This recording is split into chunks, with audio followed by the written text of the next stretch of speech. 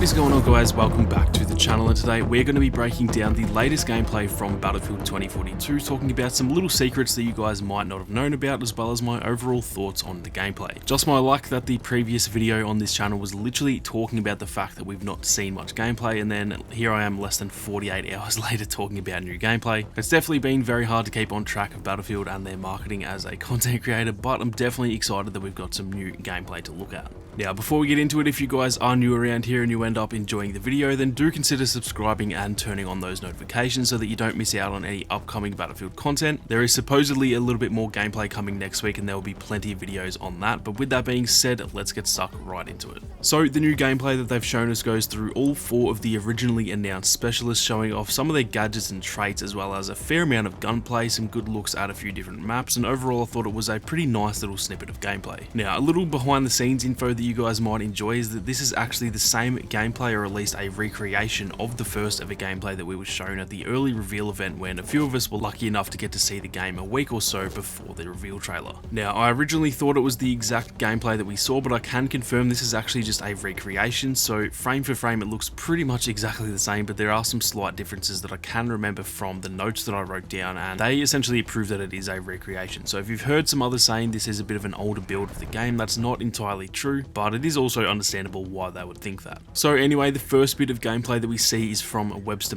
and this all takes place on the map Discarded. Now, we instantly get a look at his grappling hook, and then right after that we actually get to see an assassination or a finisher, whatever you want to call it, which looks like it will be completely third person in the same way that a lot of other games out there do. So personally I really like that, and hopefully we can unlock some different finishes along the way. We then get to see his nimble trait, which allows you to move faster while aiming, and you can actually see that in action pretty well. The amount of distance that the player moves while shooting a delta is actually a lot more than you'd expect normally, so that's a pretty good showing of both his grapple hook and the nimble trait. And then we get a quick look at some zipline gameplay as well. Moving on, we get to see Maria Falk, and it seems that her appearance has actually changed quite a bit. She initially had a sort of buzz cut and her hair was a bit darker, and now it seems that they have made her a little bit older than she initially was, with some grey hair that looks slightly longer than the initial images. So I don't know if that's just a different skin or if that's just how she looks now, but I definitely thought that was an interesting change. Now, another change that they confirmed is that her Surret pistol no longer revives at range. Instead, it will only heal at range due to it being a little bit imbalanced from their internal playtesting and possibly even the tech test. So they did confirm that change, and we can also see that within this gameplay. As far as I can tell, this is actually fairly different from what we saw at the initial reveal event too. Obviously they needed to change that because of those changes to her gadget, so this is completely new gameplay to what we saw, but it does take place on the same map, which is obviously Kaleidoscope.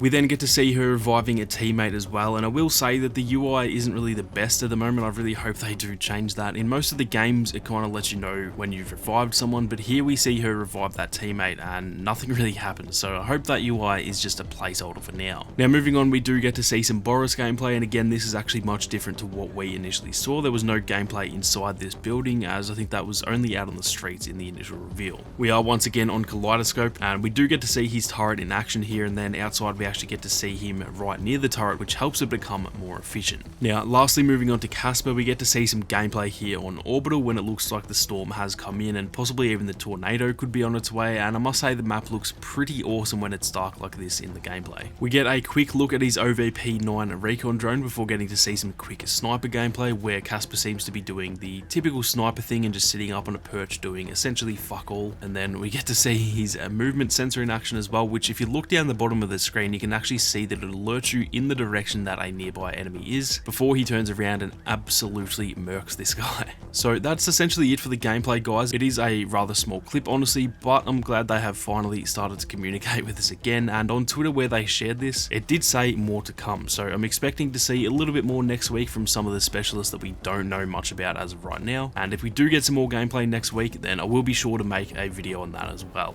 Let me know down in the comments what you guys thought of the gameplay. I know there's a lot of divided opinions on it, so I'm interested to hear what you guys think of it so far. If you guys enjoyed the video, then be sure to leave a like down below, and if you are new, then consider subscribing to the channel with those notifications on. If you guys want to support the content that I make here on YouTube, then do consider becoming a channel member. But with that being said, thank you all very much for watching. You guys have a great day, and I'll see you all out there on the battlefield.